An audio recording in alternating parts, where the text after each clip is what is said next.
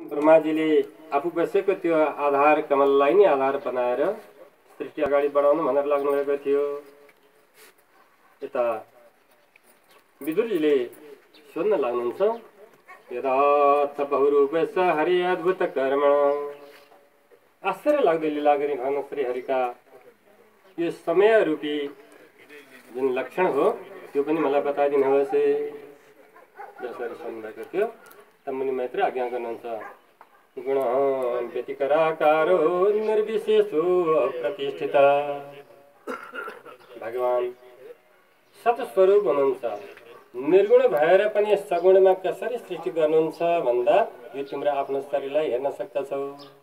निराकार निर्गुण स्वरूपले आफूले अक्रिय हुन्छ, केही कर्म नै गर्दैन। कर्म गर्नको लागि त साथ चाहियो नि, हात चाहियो, इन्द्रियहरू चाहियो। त्यसै भएर यीद्वारा कर्म गराउँदछ। हातले कर्म गर्ने होइन, गराउने शक्ति उसले दिनुपर्छ। ऊ इन्द्रिय रहित छ, निर्गुण छ, निराकार छ, तर साकारद्वारा कर्म गराउँदछ। यो क्रमबाट नै अनि फलानाले सृष्टि गर्यो भनेर लोकपाल दिक्पालहरू यसरी आएर बसेका हुन्। यो प्रकारले तिमीले जान्नु पर्दछ। त भगवानको सृष्टिको क्रमलाई बजाएर यहाँ भन्नुहुन्छ, ब्रह्माजीले जो सृष्टि गर्ने इच्छा राख्नुभयो, पहिलो सृष्टिमा के ल्याउनु भयो? सर्गो नवविधस्तस्य प्राकृतो वैकृतस्य। 9 प्रकारको सृष्टि यहाँ प्राकृत वैकृत छन्। त पहिलो सर्गमा महत्तत्वको सृष्टि गर्नुभयो। अहङ्कारले युक्त भएको म 1बाट 2 भएको छु भन्ने भावको जुन तत्त्व थियो त्यसलाई महत्तत्व भन्नुभयो। गुण वैषम्य मात भनौँ। दोस्रो सर्गमा आइसकेपछि अहङ्कार तत्व आयो, जहाँ द्रव्य ज्ञान क्रियाको उत्पत्ति भयो। अनि त्यस गरी तेस्रो तत्व छ भूत सर्ग, तृतीय पञ्चमहाभूतको उत्पत्ति यसरी हुन पुग्यो। र 4औं सर्गमा इन्द्रियहरू, ज्ञानेन्द्रिय, कर्मेन्द्रियहरूको सृष्टि हुन पुगेका छन्। अनि 5औं सर्गलाई वैकारिक सर्ग भनिन्छ। देव सर्ग पनि यसमा जसमा मन पनि पर्दछ। 6औँमा आएर तमो गुणको सृष्टि भयो, अज्ञानले युक्त भएको सृष्टि गर्नुभयो। अज्ञान पूर्वकको सृष्टि, यसलाई तमो गुणको सृष्टि भनेर बताउनु भयो। अनि यिनी तमोगुणले युक्त भएका सृष्टिमा आएर जो बोट बिरुवाहरू यिनीहरूको सृष्टि भएको छ, जो रजो भाजो भगवतो लीलेयम हरिमेर छ। अत्यन्त रजोगुणले ढाकिएका अज्ञानले युक्त भएका यस्ता सृष्टि दिएका छन्। अनि 7औं सृष्टिमा स्थावर जङ्गमहरूको स्थावरहरूको सृष्टि गर्नुभयो, जो एक ठाउँमा उम्रियो त्यहाँबाट अन्त नजाने, एकै ठाउँमा जन्मिने, हुर्किने र त्यहीँबाट विनाश भएर जाने। वनस्पति, औषधिहरू, लहराहरू, पातहरू, रुख वृक्ष आदिको सृष्टि यसरी गर्नुभयो। अनि 8औँमा गइसकेपछि पशु पक्षी आदिको सृष्टि गर्नुभयो। यो 28 प्रकारका रहेका छन्। यी चाहिँ कस्ता भने अज्ञान अविदो भूरि तमसो घ्राणज्ञा हृदय वेदिन। इन्द्रियबाट पाउने सुखको अनुभूति चाहिँ गर्छन्, तर त्यसको भित्रबाट आनन्दको अनुभूति राख्न सक्दैन। त यस्ता पशुहरू यिनीहरूको सृष्टि गर्नुभयो। गाई भैँसीहरू, पशुपक्षीहरू यिनीहरूको सृष्टि हुँदै गयो। अनि 9औं सृष्टिमा गइसकेपछि अर्बाक स्रोतस्तु नवम, मास्तिरबाट भोजन गर्ने, तलतिरबाट त्यसको निष्कासन गर्ने, यस्ता प्रकारका यी प्राणीहरूको सृष्टि, मनुष्य आदिको सृष्टि यसमा गर्न लाग्नुभएको छ। अनि यीभन्दा रजोधिका कर्म परा दुखी छ सुख मानेन। कस्ता हुन् त यो सृष्टि भनेको? रजोगुणले ढाकिएको हुनाले कर्म गर्ने अधिकार छ हाम्रो, कर्म गर्नुपर्छ भन्छन्। दुःखको कुरालाई पनि जम्मा गरेर सुखी भएको अनुभव गर्दछन्। अनुभवमा यसरी सुखी हुँ भन्ने सम्झेर त्यो कर्ममा लागि पर्ने यस्ता मनुष्य आदिको सृष्टि जब गर्नुभयो। अनि त्यसपछि 10औं सृष्टिमा आइसकेपछि चाहिँ देवताहरू, इन्द्रका अधिष्ठाता देवताहरू, अप्सरागणहरू यिनीहरूको सृष्टि भएको छ। र कौमार सृष्टि चाहिँ यो मनुष्य र देवताको दुईटैको सम्मिश्रण युक्त सृष्टि यसरी गर्नुभएको। सनकादि चतुष्णहरू, सनक, सनातन, सनातन, सनत कुमार, 4 कुमारहरू यसरी सृष्टि भएको। यो कुरा जब यसरी बताउनु भइसकेपछि मैत्रेय मुनिले भन्नुभयो, अब कालको बारेमा बताउँदछु सुन। त यो देखिएको दृश्य जगतलाई टुक्रा टुक्रा टुक्रा पार्दै गएर अब टुक्राउन सकिन्न भन्ने अवस्थामा गइसकेपछि अन्तिम अवस्थाको जुन रहन्छ त्यसलाई एउटा अणुकाल भनेर मान्नुभयो। र त्यो अणुकाललाई नाग्नको लागि सूर्यलाई लाग्ने समयलाई आधार बनाइदिनु, त्यसबाट समय गणना गर्ने काम यसरी गर्न लाग्नुहुन्छ। अणुर्दौ परमाणु साथै तरसरेणु त्रय स्मृत। 2 अणुको 1 दणुक हुन्छ अनि 3 अणुको 1 त्रसरेणु हुन्छ। यो त्रसरेणुलाई कसरी अनुभव गर्ने भनेको जस्तो सानो छित्रबाट कहीँ सूर्यको किरण भित्र अन्धकार कोठामा प्रवेश गर्यो भनेदेखि त्यो उज्यालोको साथसाथै त्यहाँ रिमरिम घुमिरहेको कणहरू केही जस्तो देखिन्छ। त्यसलाई त्रसरेणु भनिन्छ। र त्यस्तो त्रसरेणु काल भनेर त्यसलाई नाग्न सूर्यलाई लाग्ने समयलाई त्रसरेणु काल भनेर यसरी बताउनु भएको छ। अनि 3 त्रसरेणुको एक त्रुटि हुन पुग्यो र 100 त्रुटिको एक वेद हुन गयो। 3 वेदको एक लव भयो अनि 3 लवको एक निमेष बताउनु भयो र यसरी 3 निमेषको एक क्षण बनाउनु भयो अनि 15 क्षणको 5 क्षणको एक काष्ठा बनाउनु भयो। 15 काष्ठाको एक लघुता दशपञ्च एक लघु बताउनु भयो। 15 काष्ठाको एक लघु बताउनु भयो। त्यसरी 15 लघुको एक नाडी जसलाई हामी घडी भन्दछौँ। समयको क्रम यसरी विस्तार गरेर ल्याउनु भएको हो। अनि त्यस्तो 60 घडीको चाहिँ एक दिन एक रात एक अहोरात्र भनेर बताउनु भयो। 7 दिन 7 रात्रिको एक सप्ताह बताउनु भयो। 2 सप्ताहको एक पक्ष हुन पुग्यो।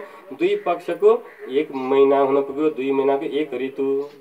3 ऋतुको एक अयन 2 अयनको एक वर्ष। यो क्रमबाट वर्षको हिसाब गर्नुभयो। अनि यस्तो वर्ष गणना गरिसकेपछि मानिसको लागि चाहिँ अहिले कलियुगका लागि मानिसको आयु कति त भन्दा शतम जीवेन शरदः 100 वर्ष पूर्ण आयु यसरी मानिसको लागि भनेर निश्चित गरिदिनु भयो। यहाँ विदुरजीले सोध्नुभयो यो त मनुष्यको आयु बताउनु भयो अनि कल्प जीवीहरूको आयु कस्तो रहेको हुन्छ, युगहरूको आयु कति रहेको छ त्यो पनि बताउनुहोस् भनेर सोध्नुहुँदा बताउनुहुन्छ। जब हामी मनुष्यको 100 वर्षको आयु भनेर निश्चित गर्नुभयो भने यही क्रमले अरूको पनि आयुको गणना त हुन्छ। तर हाम्रो 1 महिनाको पितृहरूको लागि 1 दिन बताउनु भयो। हाम्रो 1 वर्षको देवताको 1 दिन भनेर यसरी बताउँदै जानुभएको छ। यही क्रमले जाँदाखेरिमा अब युगहरूको परिमाण गर्दाखेरि मानिसको आयुबाट 4,32,000 वर्षको कलियुगको आयु रहन्छ। त्यसलाई त्यति नै डबल गर्दाखेरिमा 8,64,000 वर्षको द्वापर युगको आयु रहन्छ। त्यसमा फेरि कलियुगको आयु थप्दाखेरि 12,96,000 वर्षको त्रेता युगको आयु रहन्छ र अनि 17,28,000 वर्षको सत्ययुगको आयु रहन्छ। यसरी चारैवटा युग परिवर्तन भइसकेको आयुलाई गणना गर्दा 43,20,000 वर्षको एक चौगडी मानिन्छ। अनि त्यस्ता ती चौगडीहरू चाहिँ 71 पटक घुम्दाखेरिमा एउटा मनुको पालो हुन्छ। एक मनन्तर हुनुपर्छ। ती मनुहरू 14वटा मनु रहनु भएको हुन्छ। ती 14वटा मनुको पालो गइसकेपछि एक कल्प सकिएर जान्छ।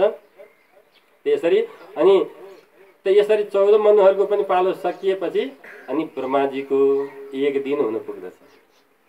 यसरी ब्रह्माजीले आफ्नो दिनको निर्धारण गर्दै जानुभयो। हाम्रो जस्तै दिन रात उहाँले पनि भोग्नुपर्छ। ब्रह्माजीको पनि 100 वर्षको आयु छ। त्यसमध्ये पहिलो आदि 50 वर्षसम्मको आयुलाई उहाँलाई पूर्वार्ध अनि 50 भन्दा पछिल्लो आयु भोग जुन गर्नुहुन्छ त्यसलाई परार्ध भनेर बताइन्छ। आज ब्रह्माजीको पनि 50 वर्ष कटेर 51 वर्षमा प्रवेश हुनुभएको रहेछ। त्यसैले सङ्कल्प गर्दा गुरुहरूले आज्ञा हुन्छ नि ब्रह्मणो द्वितीय परार्धे ब्रह्माजीको दोस्रो परार्ध चलिरहेको छ। यो क्रमले यसरी आयुको सृष्टि गरिदिनु भएको हो भनेर बताउनु भएको थियो। सृष्टिको क्रम यसरी बताउनु भयो। त यो अब मनु मन्वन्तरहरूको वर्णन गरेर सुनाउनुहोस् भनेर बताउनु भयो। जब सृष्टि यसरी फैलिँदै गएको अवस्थामा अरू सबै प्रकारको सृष्टि फैलिँदै गएको छ। यिनलाई अब समयको माध्यमबाट अगाडि पनि बढाउनुपर्छ। अब अरू सृष्टि के गरौँ ब्रह्माजीले यसरी अगाडि बताउँदाखेरिमा पहिले अज्ञानतामा कस्तो सृष्टि गर्ने केही निश्चय नै नगरिकन जब सृष्टि गर्न लाग्नुभएको थियो अज्ञान भयो, सृष्टि भयो। तामिश्र अन्नतामिश्र मोह महामोह जस्ता यस्ता सृष्टि हुन पुगे। त्यो तमोगुणका वृत्ति भएको कारणबाट त्यो सृष्टि आफैलाई मन परेन ब्रह्माजीलाई। यो त राम्रो भएन। राम्रो गर्नलाई के गर्छ? राम्रो सन्तान प्राप्ति होस् भन्नको लागि भगवानको ध्यान गर्नुभयो। भगवते ध्यान पुतेन मनसान्यम ततो सृजते। हाम्रो पनि असल सन्तान प्राप्ति होस् भन्नको लागि पहिले भगवत चिन्तन गर्यो, भगवानलाई ध्यान गर्यो, उहाँको सम्झना गरेर गरियो उनको गर्भाधानबाट असल सन्तान प्राप्ति हुन्छ। त्यही कुरा यहाँबाट देखाउनुहुन्छ। जब भगवानको ध्यान गरेर सृष्टि फैलाउन लाग्नुभयो मानसिक शरीर मनले कल्पना गरेर हुने सृष्टि थियो। उहाँका 4 कुमारहरू पैदा हुनुभयो। सनक सनन्दन सनातन सनत कुमार। जन्मसिद्ध भगवानको ध्यान चिन्तनबाट जन्मिएका उनीहरूलाई यो संसारको मोहमा किन पर्नु थियो र?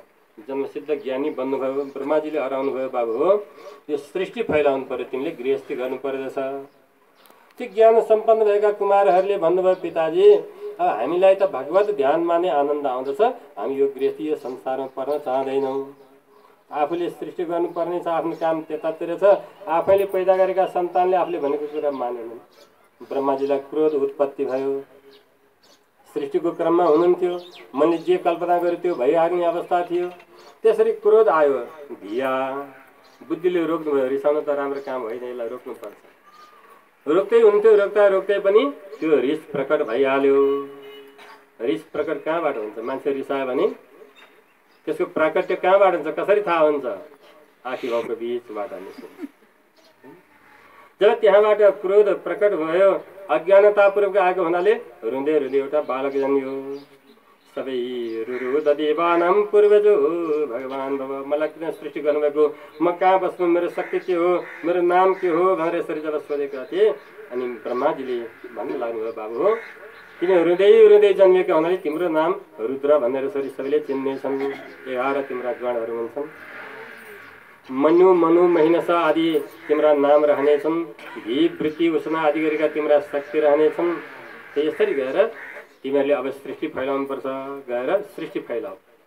हराइदिनु भयो। ती रुद्रका गणहरूले जब सृष्टि गरौँ भनेर लागेको त भूत प्रेत पिशाच आफ्नै गणहरू यस्ता सृष्टि गर्न लागे।